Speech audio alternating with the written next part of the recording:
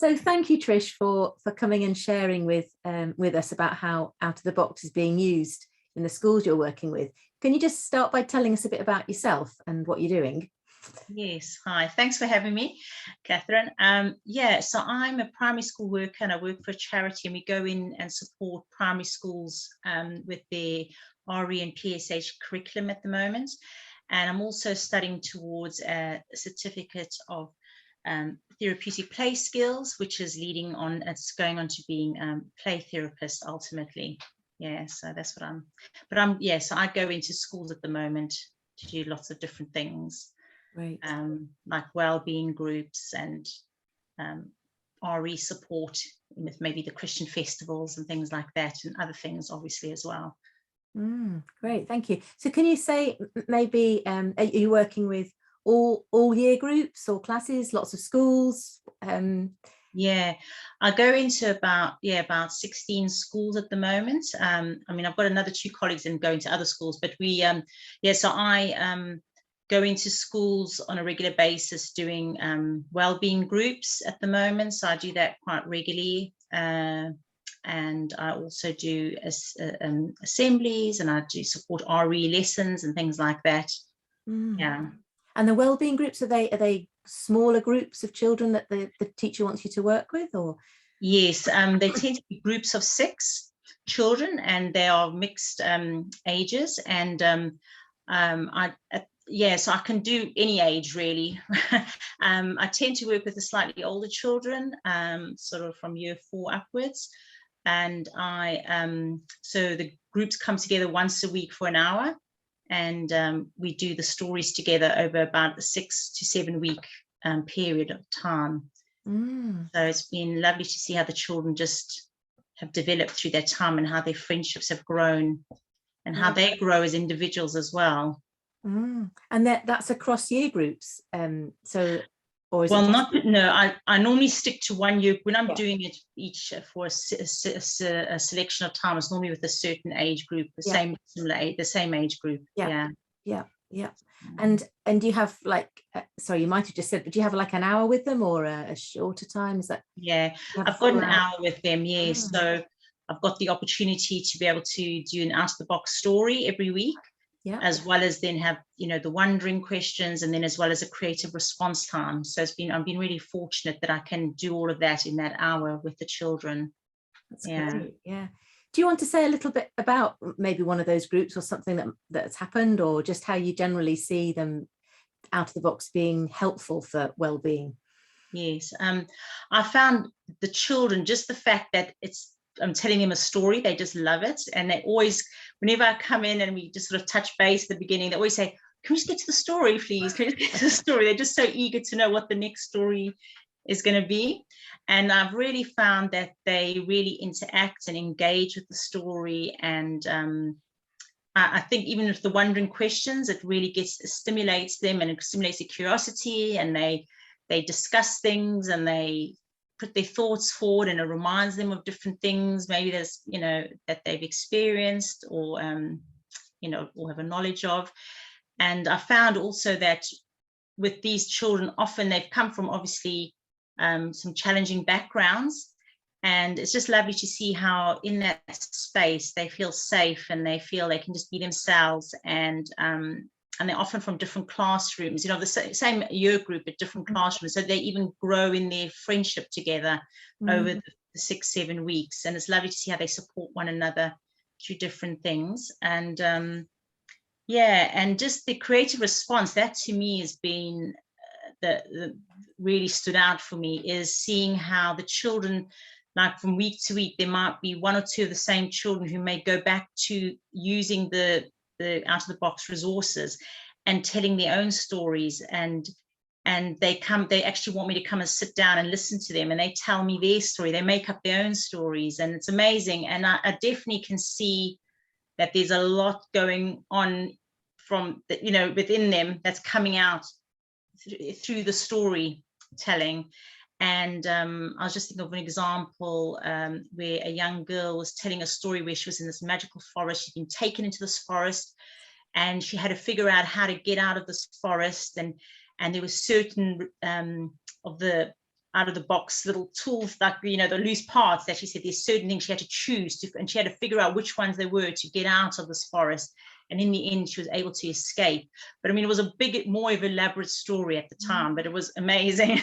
I just thought, wow. And they just make it up on the spot there, and it's the imagination. But and then I also found they link different parts of different stories. Sometimes they bring in aspects of different stories they've heard from previous weeks into their storytelling. And do they tend to sorry to interrupt, but do they tend to do the storying alone or together with others, or is it a mix of? Sometimes it's on their own, but they'll have one other child there with them hearing the story. Or sometimes they might join together with someone else and then do a story together, which is quite nice to see how they work that out, and they discuss how they're going to do it, and they bring, one says, oh, can I bring this in? And they say, yeah, that's fine. And they discuss this. And so it's quite nice to see the collaboration between them. Yeah. So they're bringing out, and I remember one girl just saying she's just so glad, she's actually a young carer, and she's just so glad that she can just come to the group and she can just feel she can be herself. She doesn't, and that's also lovely to hear. And I also find by going through these times, it actually brings this time when they feel safe, that they can talk about the anxieties and worries as well. So it does open the channels for that as well, and they do discuss some of their personal issues as well, and they tell it to each other, which is great, because they know that they're supporting each other. No one's judging anyone, no one's gonna tease anyone, so it really builds a special bond between the children. Lovely. Really safe and brave space to be, and to share and be vulnerable. And I think the storytelling just bridges that all, just brings them all together, all sharing that experience together, which is very powerful. Wow, that's great. And have teachers come in to see what you're doing? Are they with the wellbeing sessions, it's actually a confidential time, so it's just myself and the children. But then if anything does come up, there has been situations, if there's something that's disclosed or someone's commented on something that's happening, then I go back to the Senko and discuss it with them, and then they can follow up with it internally. So sometimes it does bring stuff up that needs to be followed through with in school. Yeah, that's great. So you've got that signposting, you've got that, what to do when that happens. That's right. Is there anything that you want to say about any of the other groups, or the what you're doing with collective worship? Or well, I actually was finding, we found we did some Christian festivals with schools. We did the Christmas story and the Easter story, and I have found that the children and the staff even have found them really quite powerful, and it's raised a lot of discussion, a lot of questioning, and it's been really great to see how the children have felt that they can discuss things openly without feeling that they're going to be laughed at or talked down on, or the idea isn't a good idea, or and actually it's been great, because sometimes someone might bring up a question about maybe the Easter story or the Christmas story, and I actually then put it back to the group and I say, what do you all think? And then it's amazing how the children interact and sort of answer the question together. And they figure it out, and it's quite amazing the profound understanding that they do have, and even some perspectives that they bring in. I actually come away thinking, wow, that was a really deep perspective. I've never seen the story like that before, and it's even I learned something from it. And so I find it very inspiring actually to hear them discussing things amongst themselves, and just also, and some of the questions that come out. And I know some of the children, I know one of the teachers said to me that when I did the Christmas story, they'd been talking about it for about 3 months, still even after the Christmas story, they've been talking about the OutoftheBox story. And then another young little girl said to me as I was leaving one of the sessions, saying, oh, I'm so glad when you come, because you help answer my questions. But it's not just me I don't sit there giving them answers. They actually I think through going through the story, it brings out different perspectives and angles in the story, so they can develop their own opinions and ideas and understanding. And it brings the stories alive, and I think it brings a depth. It's not just a retelling of the story as such. It actually brings a depth, to what's actually the story is about. So I think that's been amazing.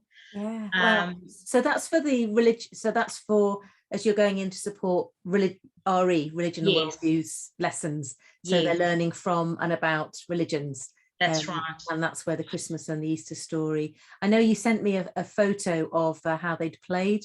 Do you want me to put that up and share that? Yeah, that'd be lovely. Great. I'll just pause the recording and then get that.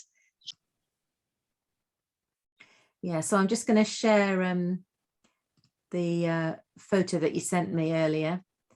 And if you want to just talk us through what's going on here. Yes, well, this is just one of many interesting, lovely, the children's response at the end of the story when they have time to have free play. And what was lovely about, what I really loved about this is I came into the Easter story in this particular session, but what was wonderful to see is how the children have linked it back to the Christmas story. So they've seen how obviously baby Jesus was born, but then how, seeing it through to the Easter story. So there's been a continuation in their mind of the story. Isn't just a static one-off standalone.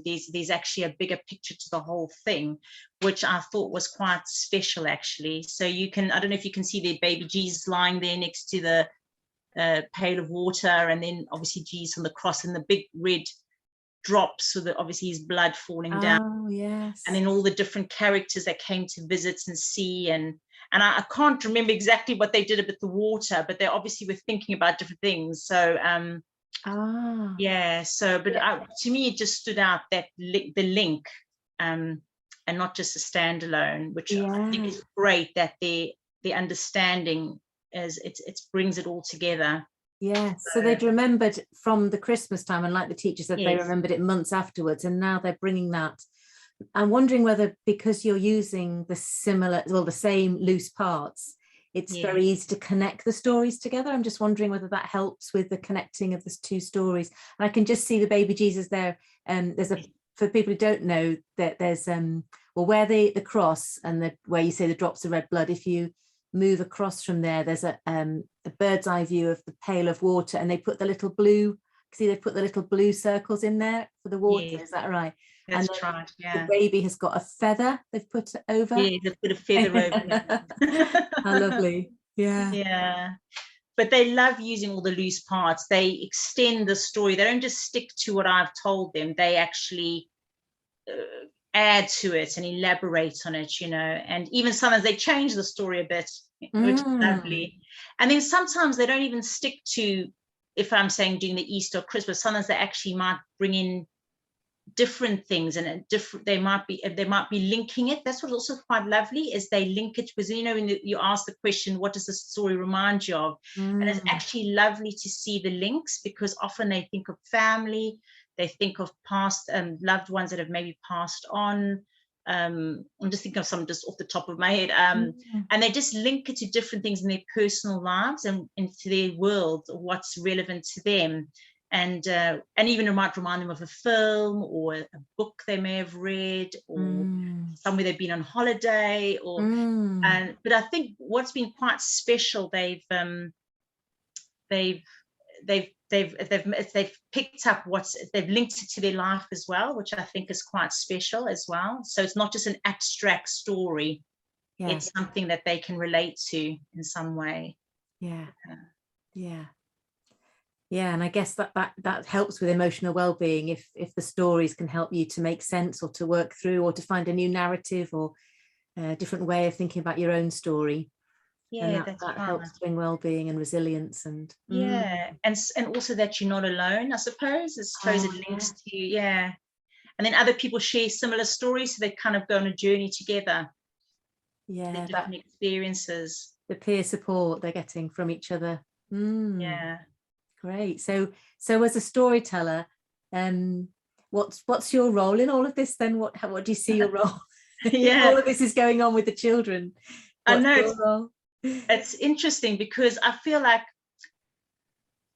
I'm not just telling a story. I feel like, yes, I'm telling the story, but I feel like I'm part of their journey with them, with the children. And as much as they're sharing things and experiencing things, I feel I'm also not only learning from them, but also experiencing this time with them. So it's quite I don't know if bonding's the right word, but it's kind of a unifying time together, that we're sharing this time together. And I actually feel quite privileged sometimes to be really part of what they express and tell me and share with me.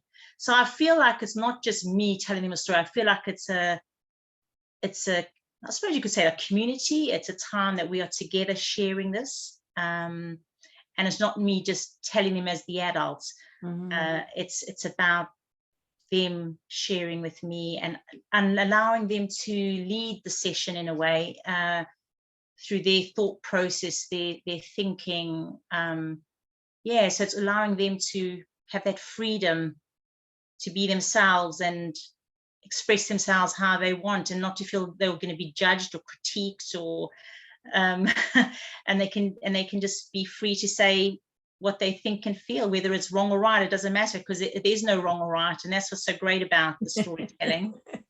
and also it opens up the imagination, the curiosity. I just think it's brilliant. So as much as I'm telling the story, I feel like we're sharing this together, and I'm learning from them as well as well. Fantastic. It seems like it may, I'm guessing that because it may fit in with all the work you're doing as learning to be a play therapist.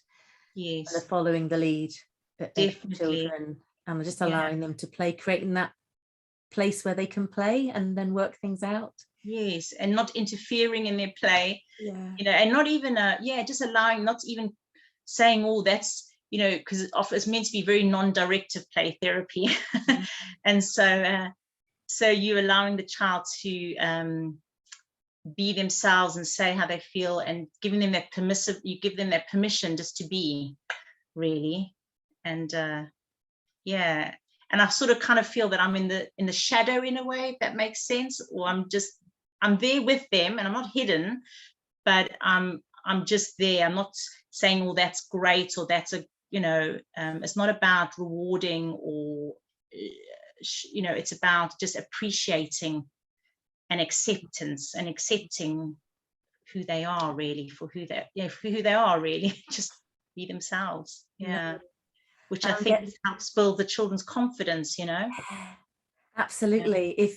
If we know that we're okay and we're accepted, that unconditional regard and love, and everything can flourish from that place, can't it?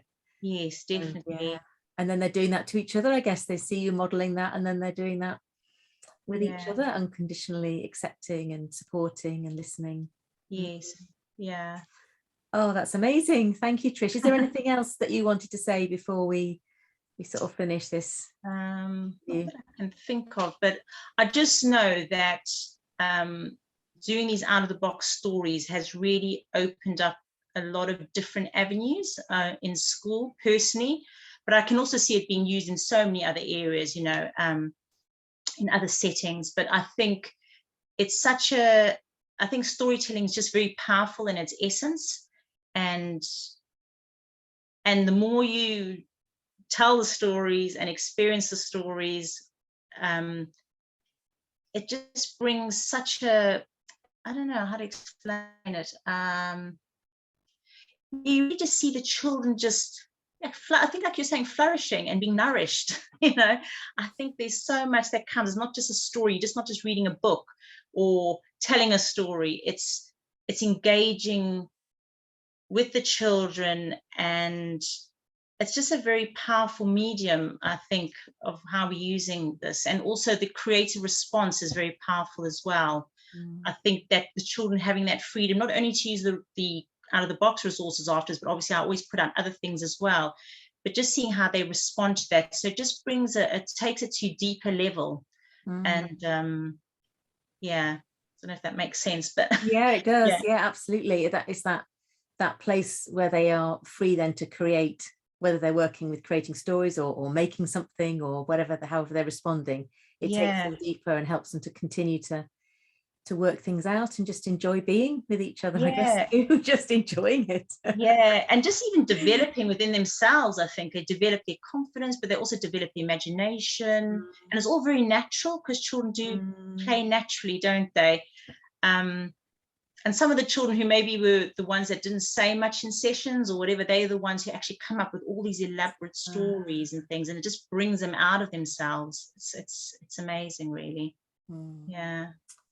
Well, thank you, Trish, and thanks for all that you're doing, sort of to be with the children in all these schools.